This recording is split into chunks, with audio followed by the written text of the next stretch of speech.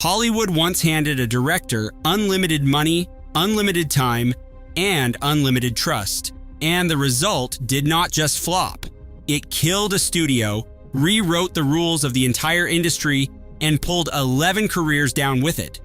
Between 1980 and 1983, a collection of films collectively burned through hundreds of millions of dollars and returned almost nothing.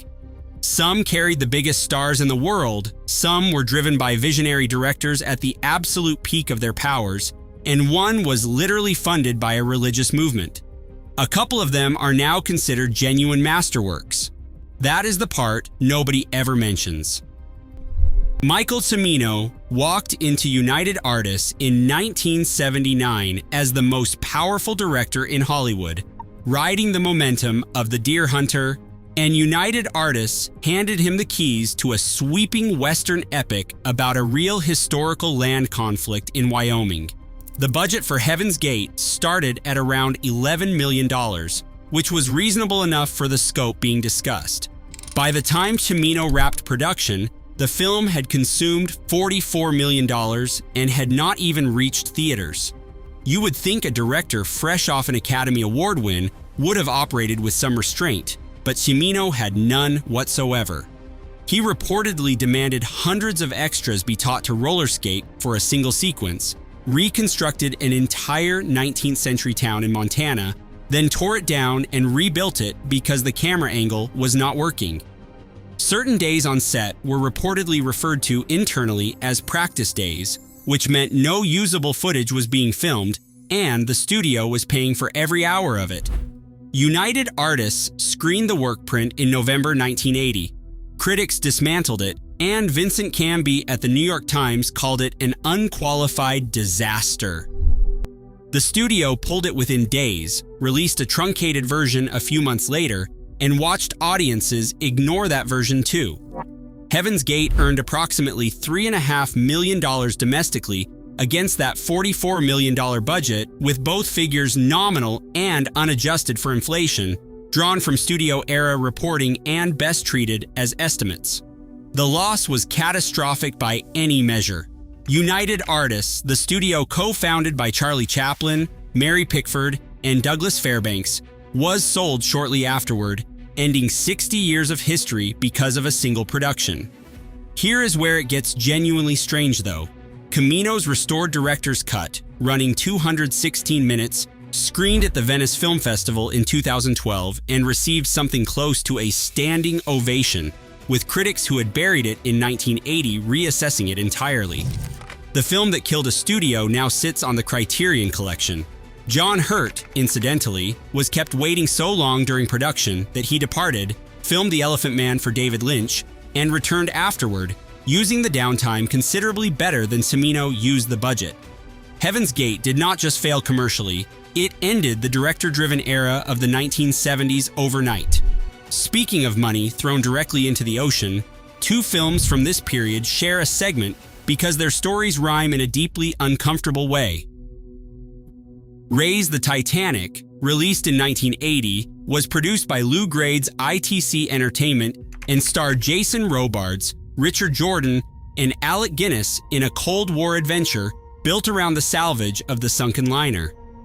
Budget estimates from available sources range between $35 and $40 million, so call it approximately $37 million and treat that as a working figure because the gross of around $7 million nominally makes the precise budget almost beside the point.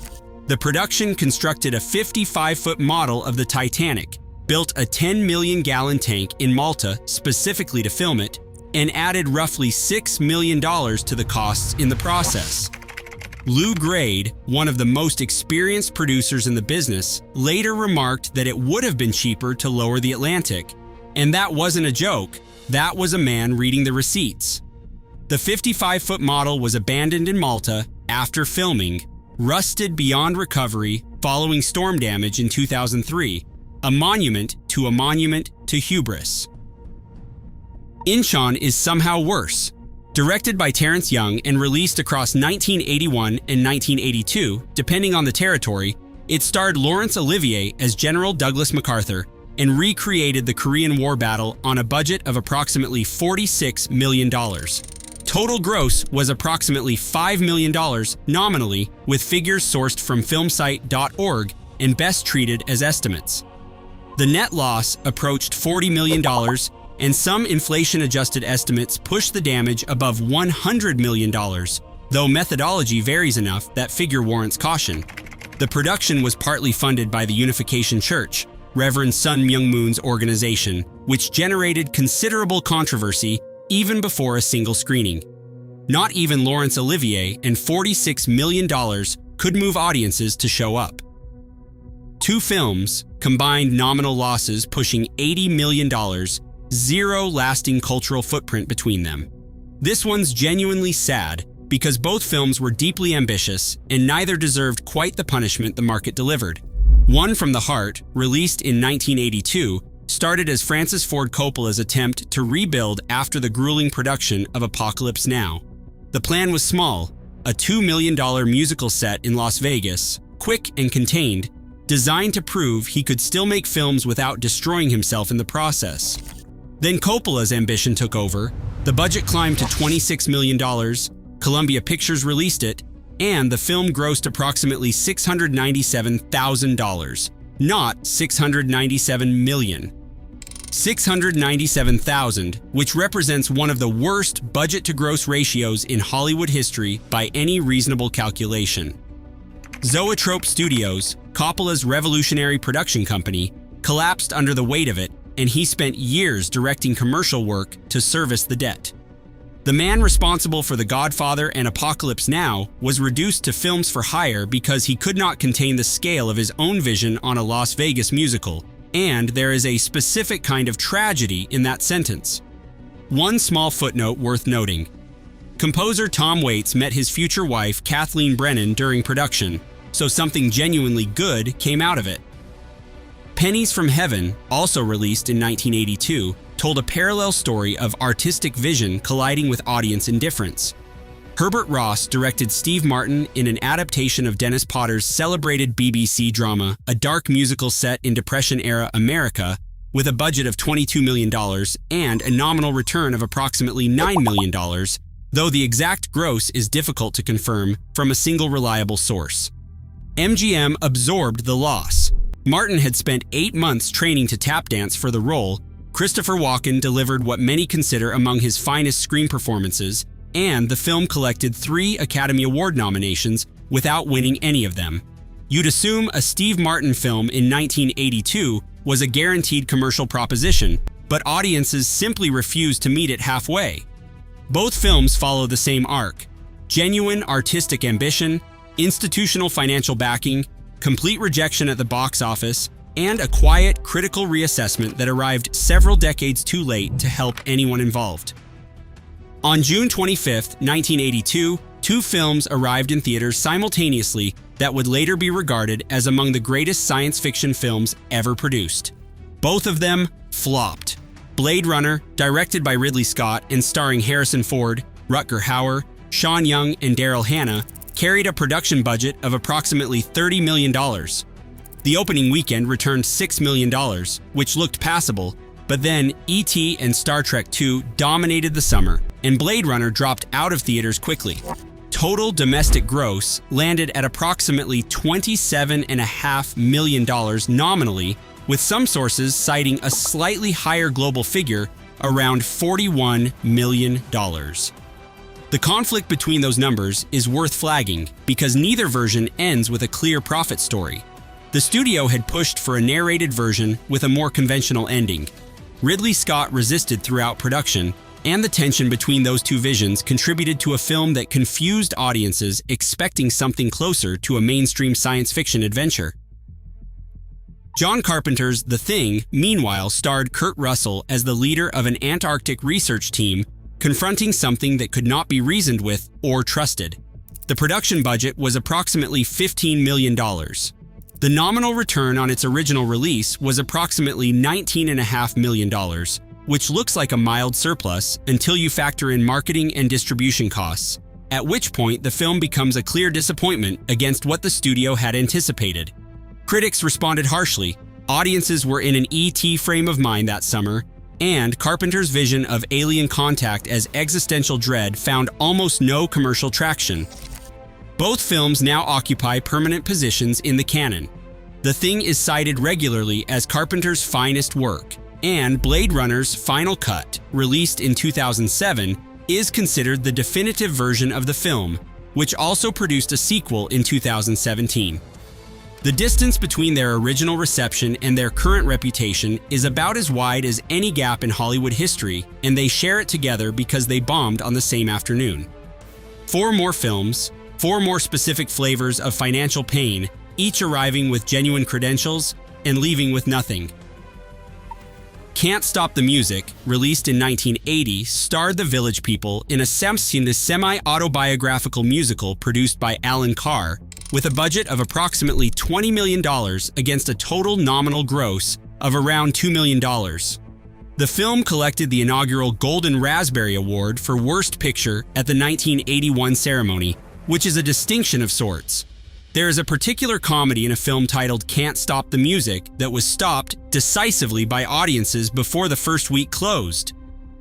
Honky Tonk Freeway, released in 1981 and directed by John Schlesinger, brought a British perspective to American small-town politics, cost approximately $24 million to produce, and returned approximately $2 million nominally at the box office. Schlesinger was one of Britain's most respected working directors at the time, which made the film's complete failure to connect with either British or American audiences a genuine double rejection. It lasted roughly a week in theaters before disappearing entirely. The King of Comedy, released in 1983, had Martin Scorsese directing Robert De Niro alongside Jerry Lewis in a story about obsession, fame, and the corrosive side of celebrity culture. The budget was approximately $19 million. The total nominal gross was approximately $2.5 million. De Niro's performance remains one of his most unsettling. Jerry Lewis delivered arguably the finest dramatic work of his career, and audiences stayed home in large numbers. What nobody expected was how directly Joker, released in 2019, would draw from the King of Comedy's template. Joker grossed over $1 billion in the process, and De Niro appeared in that film in a role that effectively reversed the dynamic he had played 36 years earlier. The universe does occasionally demonstrate a dry sense of humor. Krull, released in 1983, represented Columbia Pictures attempting to build a fantasy franchise on the back of Star Wars. It had a budget of approximately $47 million and a nominal gross of approximately $16.5 million, producing a net nominal loss of around $30 million. The film featured early appearances from both Liam Neeson and Robbie Coltrane before either had become a recognizable name, and Columbia lost tens of millions on it. What they received in return, several decades later, was a devoted cult following, convention screenings, and restored Blu-ray editions, which is not a business model anyone at the studio would have chosen in 1983. Between 1980 and 1983, the largest financial disasters in Hollywood shared a consistent thread: the people making them genuinely believed they were right. Cimino believed Heaven's Gate was a work of lasting importance. Coppola believed One from the Heart was worth betting everything on. Scott believed Blade Runner was exactly the film it needed to be, regardless of what the studio wanted. Some of them were correct, just 40 years ahead of when the culture was ready to agree. The others ran out of money before the world caught up. The broader consequence of this period is blunt and direct. The late 1970s had handed directors unprecedented creative authority, and the box office disasters of 1980 to 1983 handed that authority straight back to the studios, who spent the following 2 decades building the modern franchise system in direct response to what they had witnessed. Every test screening, every marketing first greenlight, every committee-approved sequel traces a line back to Heaven's Gate and the rubble of United Artists. The films that defined the 1980s were built on the wreckage of these 11. Films that fail spectacularly, recover culturally, and reshape the industry in the process are exactly the kind of story this channel covers. If that territory interests you, there is considerably more of it here.